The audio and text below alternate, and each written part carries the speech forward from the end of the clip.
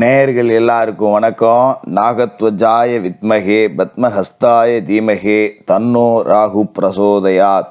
அஜ்வத்வஜாய வித்மகே சூலஹஸ்தாய தீமகே தன்னோ கேது பிரசோதயாத். என்ன ராகு கேது மந்திரம்லாம் சொல்கிறேன் அப்படின்னு பார்க்குறீங்களா?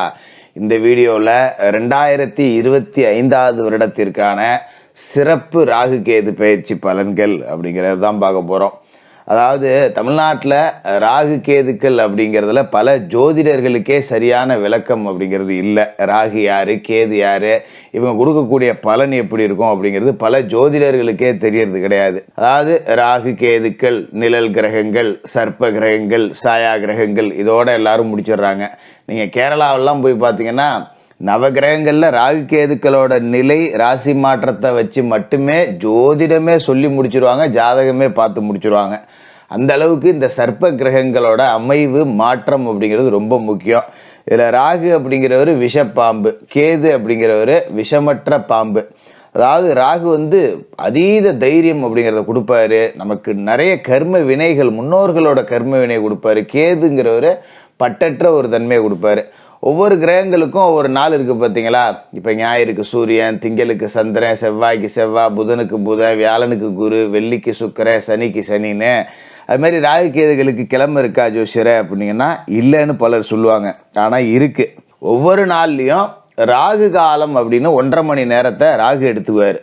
யமகண்டம் அப்படின்னு 1.5 மணி நேரத்தை கேது எடுத்துக்குவார். குளிகை அப்படின்னு ஒரு 1.5 மணி நேரத்தை சனி பகவானோட புத்திரன் மாந்தி எடுத்துக்குவார். அந்த வகையில் இந்த கிரகங்களுக்கும் ஒவ்வொரு நாள்லேயும் பங்கு இருக்குது. அப்போ இந்த கிரகங்களுக்கு சுய வீடு இல்லை அப்படின்னா யாரோட வீட்டில் இருக்கோ அதுக்குண்டான பலாபலன்கள் அப்படிங்கிறத கூடுதலாகவே கொடுப்பாங்க. இந்த 2025 ராகு கேதுக்கள் உங்களோட ராசிக்கு எப்படிப்பட்ட மாற்றங்களை கொடுக்க போகுது அப்படிங்கிறத ரொம்ப துல்லியமாக கணிச்சு சிறப்பு தொகுப்பாக உங்களுக்கு தரேன். கடைசி வரைக்கும் பாருங்கள். நல்ல மாற்றம் இந்த சர்ப்ப கிரகங்களால் உங்களுக்கு உருவாகட்டும். சிம்மராசி நேயர்களே, உங்களுக்கு இந்த ராகு கேது பயிற்சி 2025 உண்மையிலேயே பார்த்தீங்கன்னா பெரிய கண்டத்திலேருந்து தப்பிச்ச ராசி அப்படின்னா சிம்ம ராசி அப்படின்னு சொல்லலாம். என்ன காரணம் அப்படின்னு பார்த்தீங்கன்னா, இப்போ ராகு கேதுக்களோட பயிற்சிக்கு பிறகு பார்த்தீங்கன்னா உங்களோட ராசியை பொறுத்த வரைக்கும் 2வது வீட்டில் இருக்கிற கேது ராசிக்குள்ளேயே வராரு. அதாவது 8வது வீட்டில் இருக்கிற ராகு கலத்திர ஸ்தானத்துக்கு 7வது வீட்டுக்கு வராரு. பொதுவாகவே ராகு கேதுக்கள் அப்படிங்கிறவங்க ஜென்மத்தில் கேதுவும் 7ல் ராகும் இருக்கார் அப்படின்னா நீங்கள் சர்ப்பதோஷத்தோட பிடிக்குள்ள வரீங்க. சர்ப்பசாந்தி பரிகாரங்கள் பண்ணிக்கணும். ரொம்ப மோசமான ஒரு அமைவு. இதெல்லாம் எல்லாருமே உங்களுக்கு சொல்லியிருப்பாங்க. ஏகப்பட்ட பயமுறுத்தி விட்டுருப்பாங்க. ஏன்னா அஷ்டமத்தில் சனி வேற, அகப்பட்டவனுக்கு அட்டமத்தில் சனி, போதாத குத்தத்துக்கு ஜென்ம கேது, கலத்திர ராகு. இது எந்த மாதிரியான பிரச்சனைகளை கொடுக்கணும் ஜோதிடர்கள் சொல்லியிருப்பாங்க அப்படின்னா, கணவன் மனைவிக்குள்ளே பிரச்சனை கொடுக்கும், கணவன் மனைவிக்குள்ளே பிரிவு உண்டாகும், கணவன் மனைவி ஒருத்தருக்கு ஒருத்தர் நிரந்தரமாக பிரியக்கூடியது, குடும்பத்தில் ஒற்றுமை இல்லாத அமைப்பு, ஆணுக்கு பெண்ணால் அவமானம், பெண்ணுக்கு ஆணால் அவமானம், இதெல்லாம் சொல்லி உங்களை பயமுறுத்தியிருப்பாங்க. அதை எல்லாத்தையும் மூட்டை கட்டி ஓரமாக வச்சுட்டு கொஞ்சம் நான் சொல்கிறத தெளிவாக கேட்டுக்கிட்டீங்க அப்படின்னா இந்த காலகட்டத்தில் இந்த மாதிரியான பிரச்சனைகள்லேருந்து நீங்கள் ரொம்ப சுலபமாகவே மீண்டலாம். அதாவது ராகு கும்பராசிக்கு வரார். 7ஆம் இடம் அப்படிங்கிறது கலத்திர ஸ்தானம். ராகு சாதாரணமாக அங்கே வந்தால் மேலே சொன்ன எல்லாமே நடந்திருக்கும். குடும்பத்தை பிரிச்சிருப்பார், குடும்பத்தை குத்துக்கொலையில் விட்டுருப்பார், இது எல்லாமே நடந்திருக்கும். ஆனால் அதிர்ஷ்டவசமாக இதை ராகு கேது பயிற்சி நடக்கிறதுக்கு 4 நாளைக்கு முன்னாடி, அதாவது மே 14ஆம் தேதி உங்களோட ராசிக்கு லாப வீட்டுக்கு குரு வந்துடுறார். அப்போ மிதுனத்துக்கு வர்ற குரு தன்னோட 9ஆம் பார்வையால் கும்பத்தில் இருக்கிற ராகுவை பார்த்துடுறாரு. அப்போ குருவின் பார்வையில் ராகு படுறதால ராகு புனிதப்பட்டு போகிறாரு. ஒரு குரு சண்டால யோகம் அப்படிங்கிறது அங்கே உருவாகி போகுது. அதனால் ராகு எந்த இடத்துல கெடுதல் செய்ய வந்தாரோ குரு பார்வையில் பட்டுட்டார் அப்படிங்கிறதால அந்த இடத்துல அவர் நன்மை செஞ்சு தான் ஆகணும். அவருக்கு வேறு வழி கிடையாது. குரு பார்வைக்குள்ளே ராகு பட்டு ராகு தன்னைத்தானே புனிதப்படுத்திக்கிட்டார், குருவால் புனிதப்படுத்தப்பட்டுட்டார்.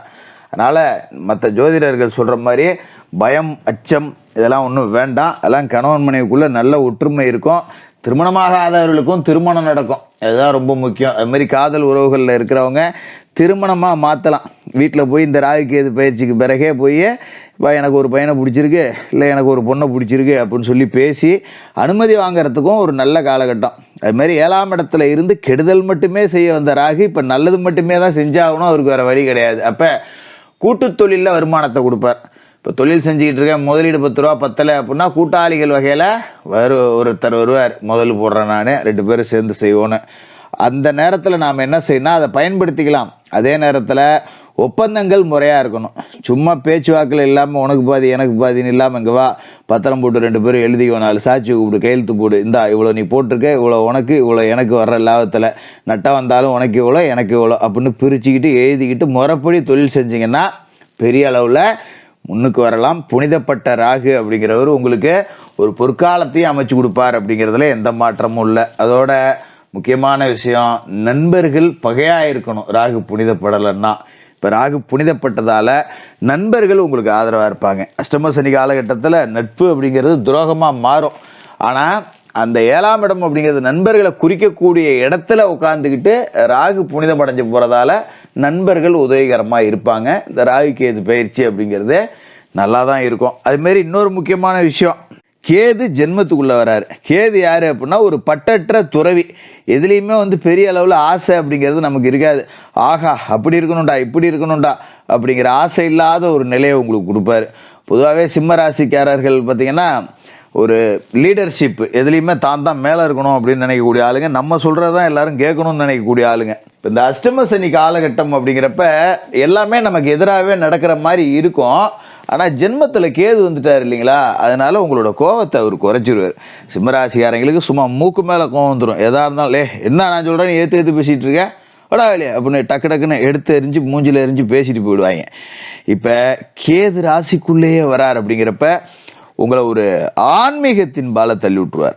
ஈர்க்கப்படுவீங்க, எதாக இருந்தாலும் நிதானம் அப்படின்னு உங்களை நீங்களே கிள்ளி பார்த்துவீங்க. சுற்றி உள்ளவங்களாம் கேட்போம், இவனா இப்படி எப்பா எடுத்தேன் கழுத்தை முறிச்சேன்னு தான் பேசுவோம், இப்போ அவ்வளோ பொறுமையாக நிதானமாக பேசுகிறேன், பரவாயில்லப்பா இப்போ தான் பக்குவம் வந்திருக்கு போல இருக்கு பிள்ளைக்கு அப்படின்னு 4 பேர் சொல்கிற அளவுக்கு உங்களோட பக்குவம் அப்படிங்கிறது ரொம்ப நல்லாயிருக்கும். பெரும்பாலும் இந்த அஷ்டம சனி காலகட்டத்தில் கஷ்ட நஷ்டம் வரும், அதெல்லாம் எந்த மாற்றமும் இல்லை. ஏன்னா ராகுவை விட மிஞ்சியவர் தான் சனி. அதனால் அஷ்டம சனி கொடுக்குற கெடுதலை ராகுவால் தடுக்க முடியாது. ஆனால் இந்த ஜென்மத்துக்குள்ள கேது இருக்கிறதால உங்களுக்கு சில நன்மைகள் அப்படிங்கிறது இருக்கும். எதன் மேலேயும் பெருசாக ஆசைப்பட மாட்டீங்க.